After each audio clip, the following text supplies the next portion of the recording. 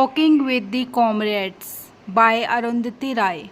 Walking with the Comrades is a non-fiction book written by Arundhati Roy. In it, she shares her experiences of spending time with mused gorillas, also called Naxalites, in the forests of central India, especially in the state of Chhattisgarh. The forests are full of valuable resources like minerals, and big companies want to mine these areas. The tribal people live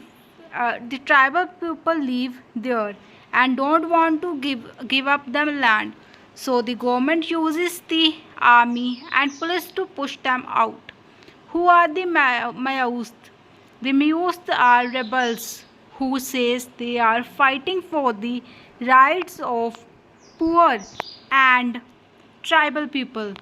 They believe in communism and wants to end injustice. They live in forests, move around secretly and fight against government forces.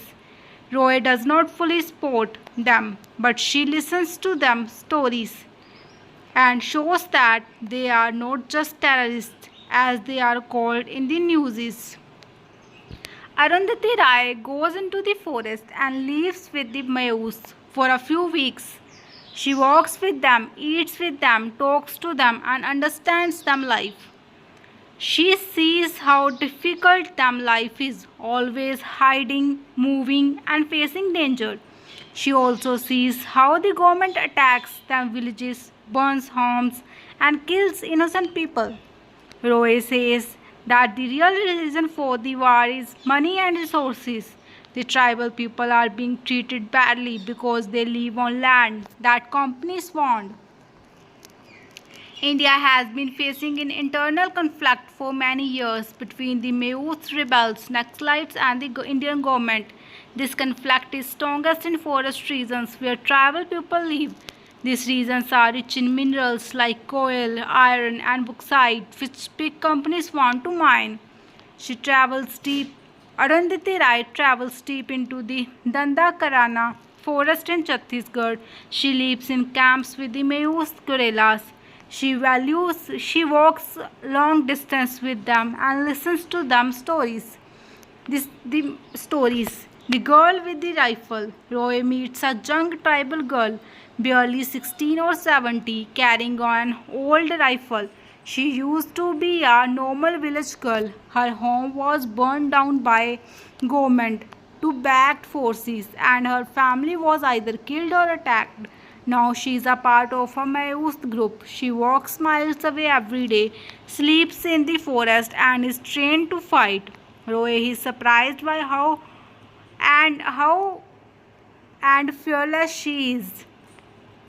The story shows how even teenagers are pulled into this war, not because they want violence, but because they have no choice. The silent villages. In many villages, Roy visits, people are afraid to speak. They have seen friends and families taken away, killed or tortured by police or the Salva Juda militia. Roy hears how people's houses were burned and how entire villages were forced to move to camps. One woman tells her how she ran with her daughter. When soldiers came, she hid in the forest for days with no food or water. The story shows the fear and helplessness of common tribal people. The guerrilla camp. Roy spends time in the secret Mayus camp in the forest. She sleeps on the ground, eats simple food, rice and salt, and walks for hours each day. She sees how disciplined the rebels are. No smoking, no stealing, and they treat women equally. They also run small schools and clinics for villagers. One leader tells her, "We are not fighting to take power. We are fighting so that our people can live." The Adivasi resistance. In one area, villagers resist without weapons. They form human chains to stop mining from entering them land. Roy admires them strength and unity. She calls them the most powerful revolutionaries she has seen. The crushed hopes of development. Roy meets people who were promised jobs, schools, and hospitals when companies came in. But instead, they got police camps, destroyed forests, and lost homes. One old man says, "What kind of development throws people out of them homes and calls it progress?" Question mark.